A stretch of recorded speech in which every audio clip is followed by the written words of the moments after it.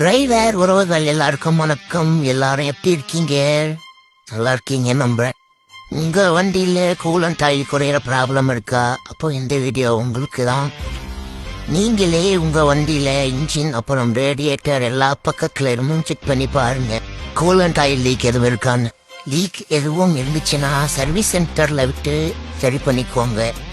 ஒருவேளை லீக் இல்லைன்னா வேற எங்கெங்கெல்லாம் லீக் ஆகுங்கிறத அடுத்தடுத்த வீடியோவில் சொல்கிறேன், சரி பண்ணிக்கோங்க.